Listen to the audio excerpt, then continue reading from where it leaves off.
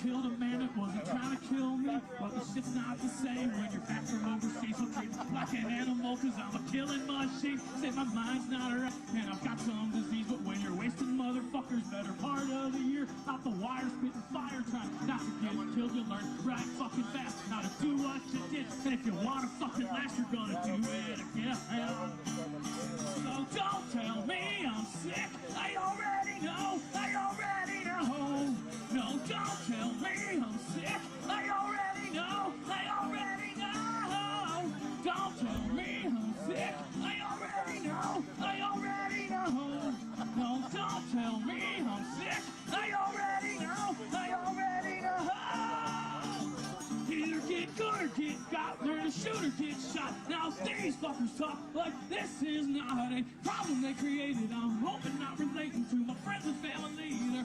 Always hesitating because they don't understand how it feels to watch a man you just shot in his gut bleeding out in the sand. So don't tell me I'm sick, I already know, I already know.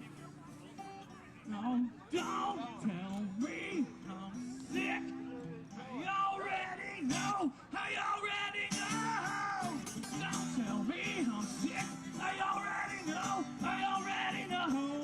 No, don't tell me I'm sick, I already know, I already know, I already know.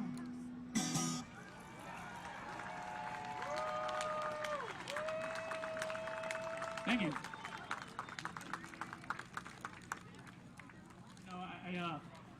I started learning to play the banjo down in Fort Knox, Kentucky, after I got medevacs because I was blown up in a roadside bomb attack. I had a brain injury. I still have a brain injury. Those don't go away. But they really helps you when you do some music or some kind of hobby or something. So any veteran out there who's ever had a thought that rhymes, I encourage you to write it down. Even if you don't show anybody, it can really help. It's a really big part of therapy.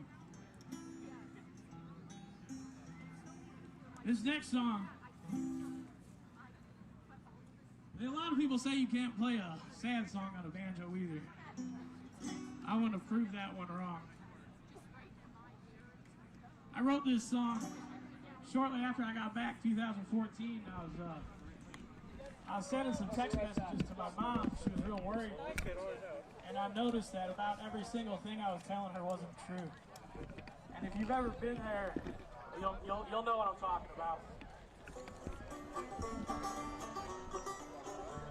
This song's called Better and Better. Look that way. You look straight ahead. Ignore me. Ignore me. Oh, okay. I don't get to be natural.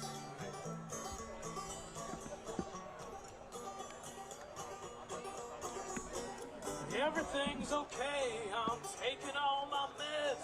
Don't hear or see these things that are only in my head.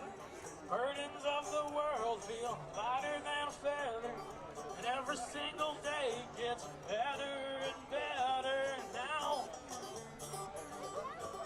Better now. I'm better now. It's better now.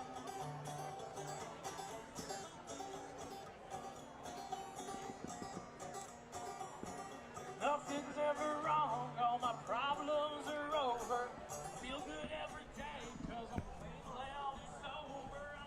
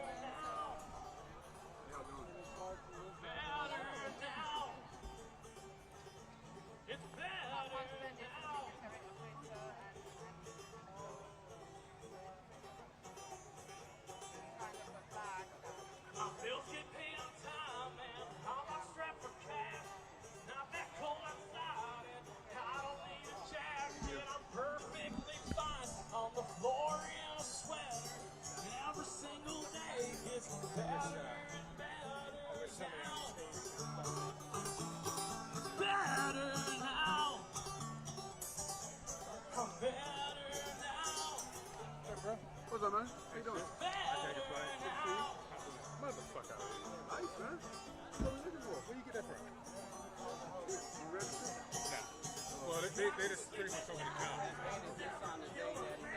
I'll stay up cleaning guns, thinking about Afghanistan. I'm happy to be home, and I've got my life together.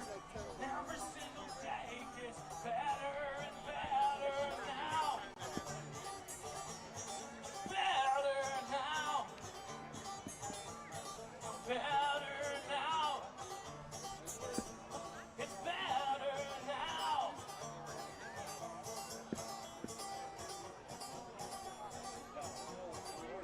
And this song is not a goddamn cry for help. And I wrote these words because they rhyme so goddamn well. And each problem's a blessing in disguise. My life's not gone to hell. And if you ask me how I am, I say, How'd she do? She's doing great. She's got a second kid. I knew that. I saw that online. So. She was trouble the first few months. She was in the ICU for a while. don't hear And then Really? she's Just having all complications with pregnancy? Yeah, and then, no, I mean the baby was. The baby was. The baby was all complicated. And then they changed something on the diet, and then the kid couldn't have been. Really? It's really great to see. Well, I didn't see you. Tell her I said hi. I still follow her on Facebook and I get the updates, but there's so many people I just don't, you know, just caught up with her. Thank you very much. Yeah. A lot of these songs are about PTSD and the struggle that comes with it. I tell you what, one thing that helped me was the fantastic services we have offered to our veterans. Speaking of therapy, say hello to my little girls, Jolene and Luna. Because we're not just out here for me and my entitlements, we're out here for the future, our children, women's rights, body autonomy, democracy.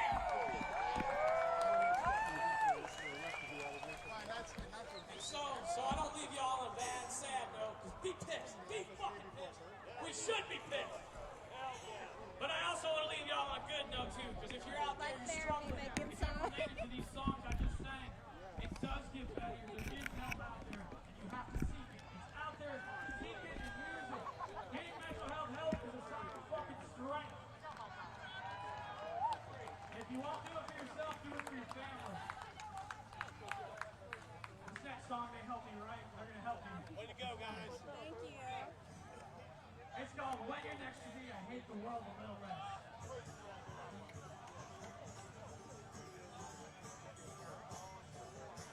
Have a dream of me and you, we're on a station to the moon, we're holding hands in our spacesuits so we can watch the world burn together. I'll build a fire if you get cold, we'll roast marshmallows till we're old, and then we'll die and decompose, and side by side we'll get to stay forever. And I can never sleep with the sunlight on my eyes. Thank you. I won't let that keep us from shooting through the sky. She had an extra one plastic to the back, Right? and I thought, And I think you're the best. thanks for being here. When you're next to me, I hate the world a little less.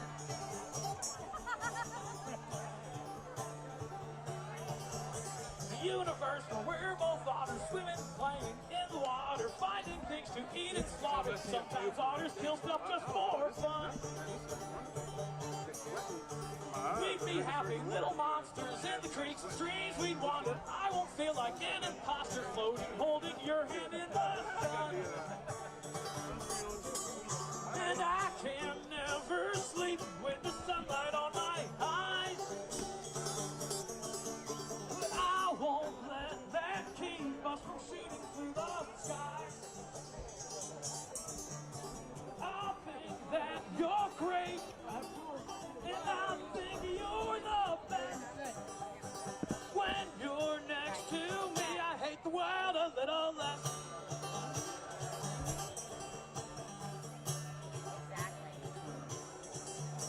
In a song you'll never hear, I get it right and make it clear. I can save you from your fear, not being loved the way that you should be.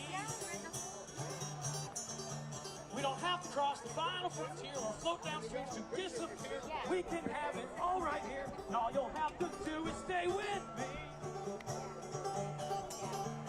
And I can never sleep with the sunlight on my eyes. But I won't let that keep us from shooting through the sky. I think that you're great, and I think you're the best. When you're next to me, I hate the world a little less. Oh, when you're next to me, I hate the world a little less. When you're next to me, I hate the world a little less. Thank you so much, everybody. Appreciate you. Thank you, Jolie and Luna, my wonderful backup dancers. She's about to turn 5 in 3 days. Everybody, let's hear it.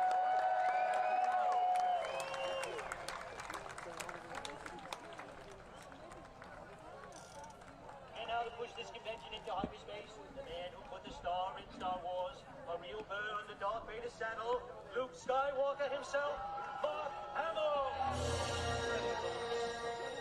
I'm Luke Skywalker. I'm here to rescue you.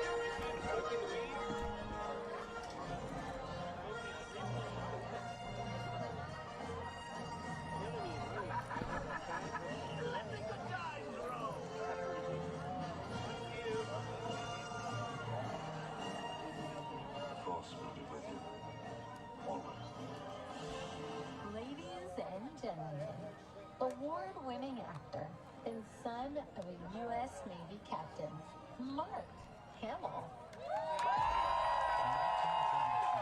20,000 veterans of World War I marched on Washington. They were hungry, homeless, forgotten. They called themselves the Bonus Expeditionary Force. America would come to know them as the Bonus Army. Makes me so damn mad a whole lot of people speak of you as tramps. Why, God, they didn't speak of you as tramps in 1917 and 18. They came to demand the bonuses they had earned. Promises made but not kept. Instead, they were met with tear gas, bayonets, tanks, driven from the Capitol by the very government they had served.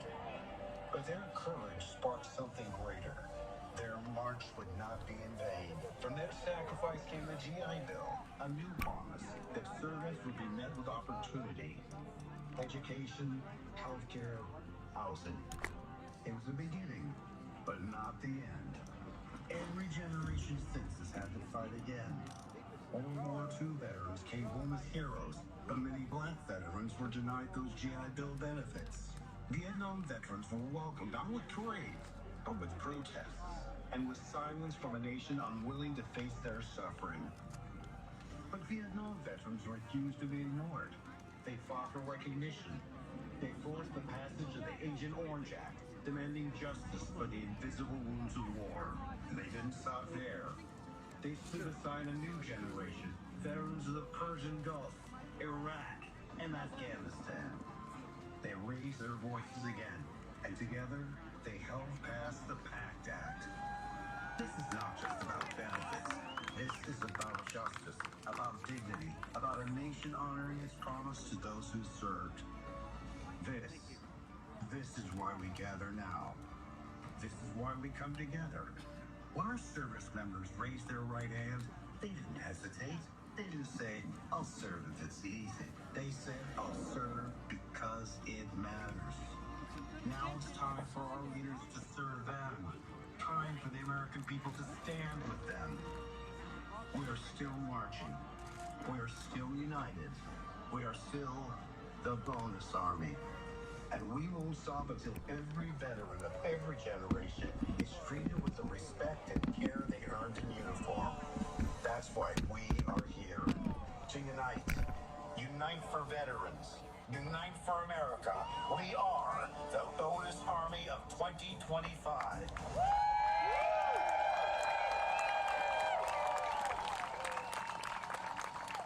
Ladies and gentlemen, stand if you are able and remove your caps for the national anthem performed by Minnesota's finest, Brad Owens.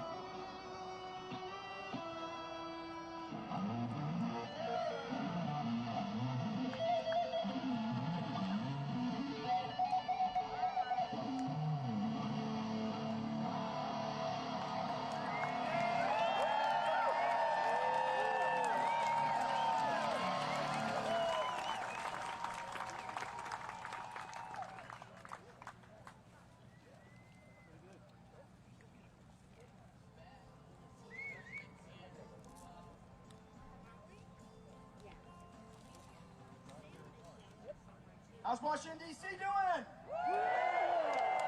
our veterans community doing? Are you proud enough to be here at the Unite for Veterans, Unite for America rally?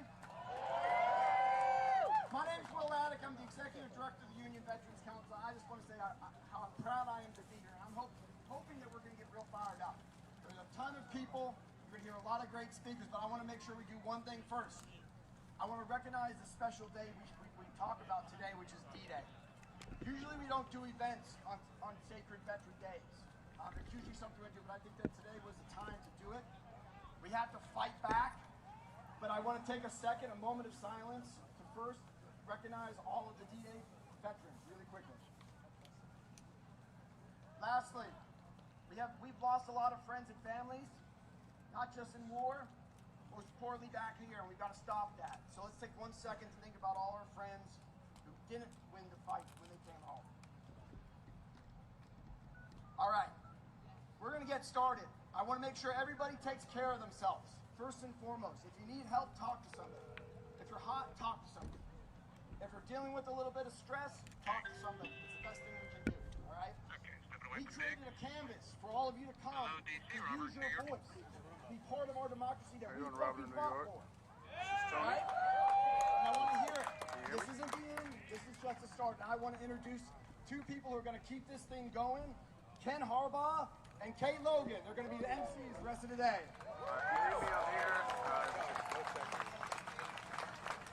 Unite for Vets, how we feeling?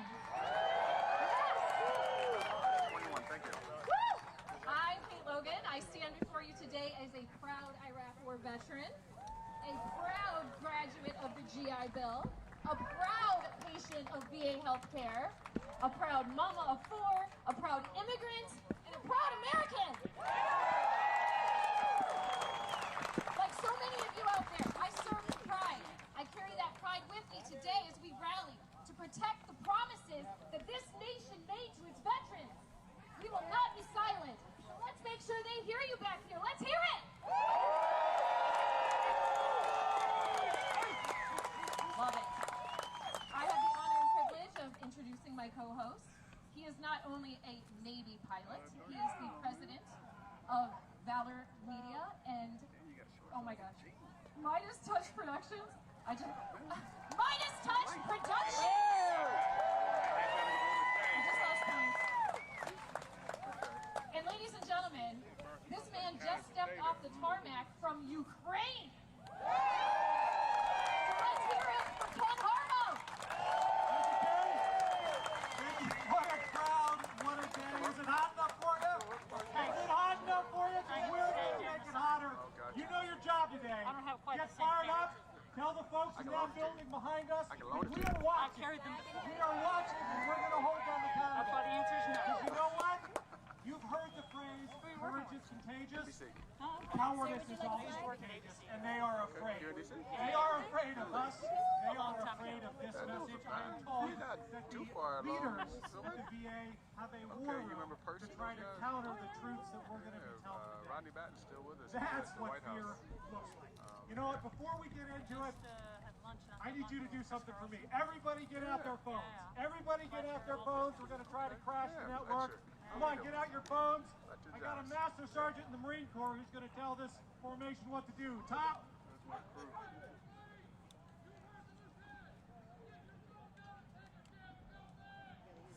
You heard the lieutenant. You're taking the selfie this way. I'm going to take the selfie this way, and we're going to crash the net. All right? On 3. 1, 2, 3. Not that quick. Oh, you gotta do it again. Somebody had their eyes closed. All right. 1, 2, 3. Awesome. Any Air Force in the house? Any Navy? Army? You know I gotta do it. Marine Corps? The crayons are in the snack tent if you get hungry. Look, this is not partisan. This is not partisan. I haven't mentioned a party yet. We got people from every state in the union here, especially Ohio, Where's my Ohio Pete's? All right. But we are watching, right? We are watching because we know they respond to this kind of pressure, and don't let them get away with their lies. They are trying to privatize the VA. That's what it's about. They are trying to shut it down. And look, I'll be the first to acknowledge our beloved VA has some issues. Too many nurses has never been one of the VA's problems. Where are my nurses? All right. We've got an amazing lineup today. I'm going to hand it back to Kate. Kate, I need you back here. We've got an incredible lineup of speakers and a legit rock and roll band joining us in a little bit. Stay hydrated, as Will said. Take care of yourselves. Kate, let's kick it off. We got our first speaker here. You see Dropkick Murphy up there? Coast Guard, sorry, we got Coast Guard at the house. Air Force. Okay, yeah. That's bad, okay. Space Force.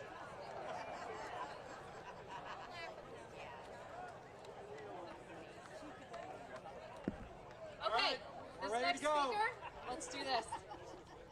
Ladies and gentlemen, I have a fighter of the people. 30 years, Department of the Army veteran. He has been from the halls of Congress to the picket lines fighting for fair wages and the working class Americans of this country. I want you to give it up for Mr. Everett Kelly.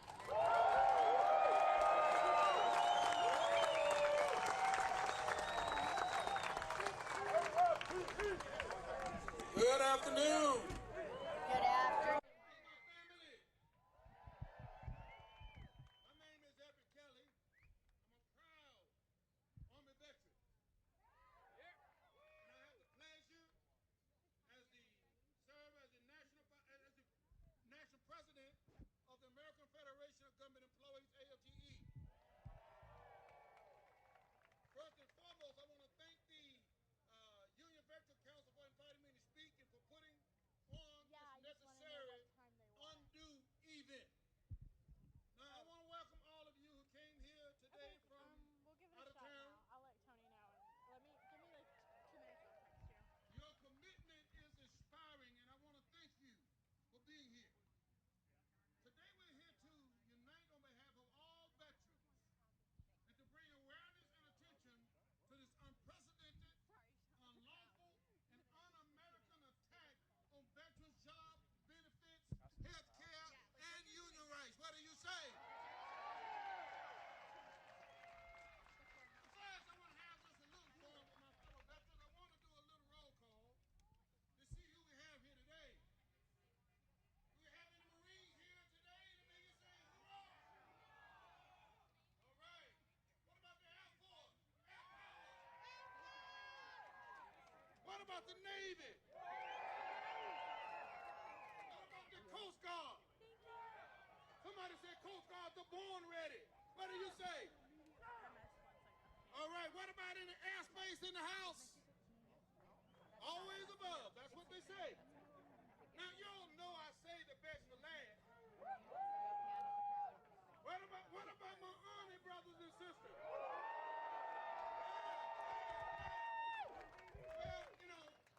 it doesn't matter what branch you serve in, right? We've all made a huge sacrifice for our country. And all of you are my family.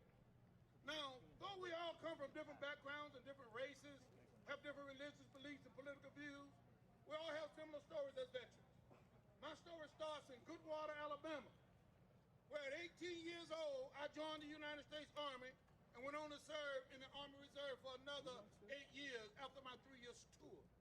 Like many of you, after I finished my military services, I wanted to continue to serve my country, so I became a federal employee, working at Anderson Army Depot with our fellow veterans where we continue supporting the mission.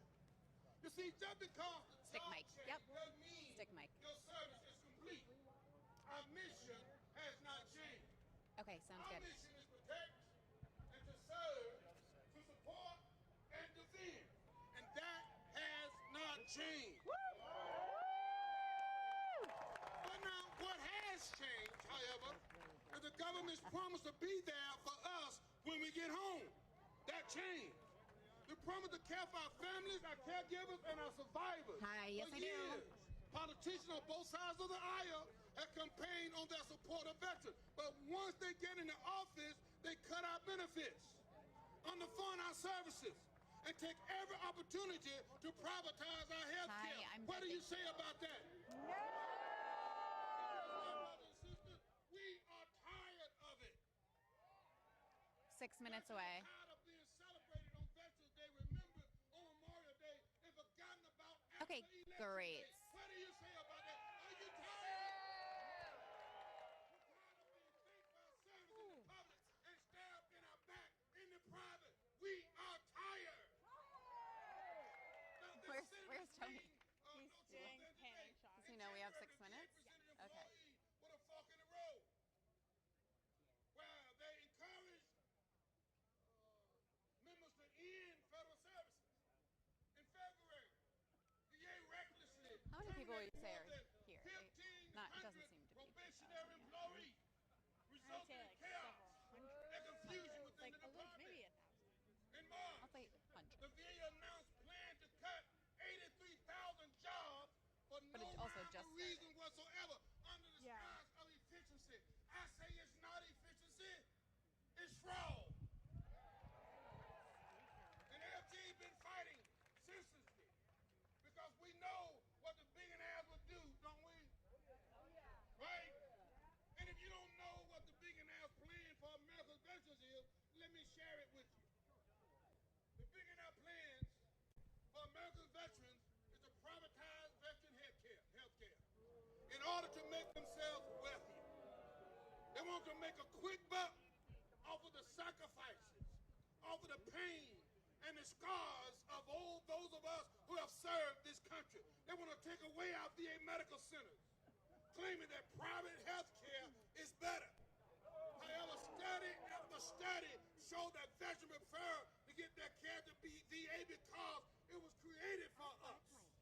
Now, the VA is a place, my brothers and sisters, to go to for camaraderie and for exchanging of stories where we are treated with respect and honor because nearly 30% of the employees are veterans too. And they understand who we are. They understand the sacrifices that we've made. They understand the specialties that Okay. needed. They understand a person that has Okay. PTSD